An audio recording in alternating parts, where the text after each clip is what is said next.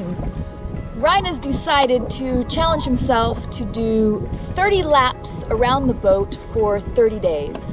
And when I mean 30 laps, I mean walking. Even though you would think it looks pretty easy, it's actually really painful for him. Remember, he has like half his muscles gone, so if you can only imagine that. Since we've been on this adventure, especially this past year, he's lost a lot of muscle in his legs. So what he's doing now is he is trying to condition his legs as best as he can walking on the boat to help increase his balance because he's lost a lot of it, and to help the legs, whatever healthy muscles are still there, he needs to keep them healthy, not only to sail, to also do some of the activities that he really loves.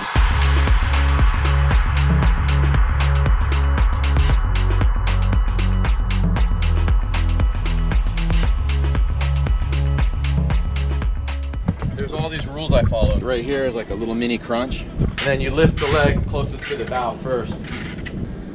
Up and over, leg closest to the bow.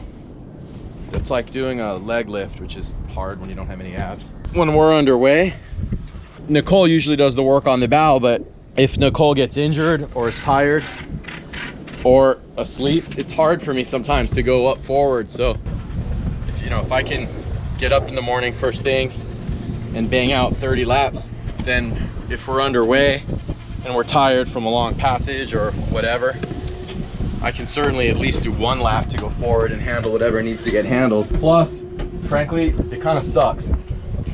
Like, it's not fun to walk laps around your boat. You know, it's a mental exercise too, because it's monotonous. You're doing the same thing over and over again, but there's all these rules to follow. So your mind starts to wander, and you can lose track of which lap you're on or which direction you're supposed to be going, or is it a turn or is it just a step down?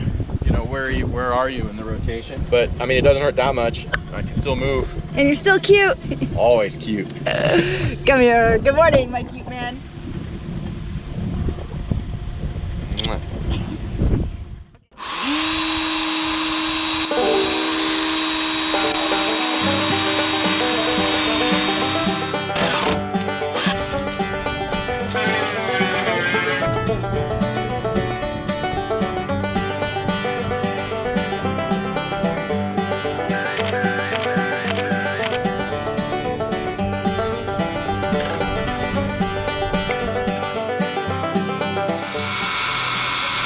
When you drill and then fill with epoxy and then re-drill, as you re-drill, you look at the sort of casings that come out as you drill to make sure it's just epoxy. If you see wood in there, then you know you didn't drill in the area that was just epoxy, and you've exposed the wood again to moisture, which defeats the whole purpose. Now we have the Big Daddy drill bit. All epoxy. All epoxy still. Nice work. Nicole's favorite thing on this boat is her little mini sweeper thing. So the whole idea here is to make something that's strong as or stronger than any kind of cleat we would put in here, but much lighter and almost as easy to use. And the idea being that now we'll have a way that we can run an anchor rod through here and secure it, and run it in a straight fair lead as a backup snubber, or as a chain stop, or as another component for the staysail, to have the tack of the staysail positioned a little bit further aft where we want it. Wow, this is what we're trying to get. Spacing. We want to take this to full tension, and I want to see how much sag there is. Okay. Because if there's too much sag, we're going to also run Dyneema to the corners, just to really triangulate that piece. Another benefit of this setup, and it was, we anticipated it being the case, but it worked out even better than I thought originally, is by where that stay is located on the mast, where the top of it is, it pulls the middle of the mast forward, which gives a really nice curve. And what that does is it helps flatten out the mainsail, which kind of depowers the mainsail, and it's a desirable setting when you're going in really powered up conditions, especially upwind. So we have a smaller head sail, which reduces the overall sail area, takes a lot of load off the boat. The sail is better shaped because it's brand new, and it's a flatter sail, so it goes a little bit better upwind, especially when powered up. The end result is the boat should be able to depower better, and point a little bit better upwind with less leeway, which is exactly what we're going for. So, so far so good.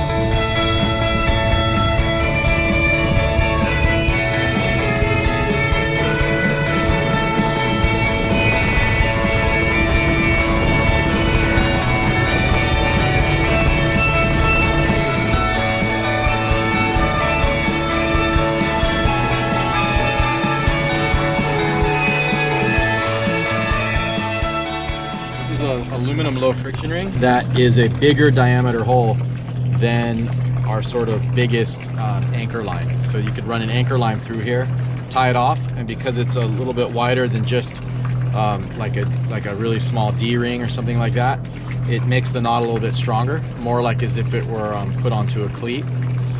But it's a lot lighter than a cleat. But to make this, I just took the biggest Dyneema we had on the boat, which is ridiculously strong. I just went around the low friction ring and I used a locking Brummel because we're not actually going to bury the tail and turn it into a proper splice.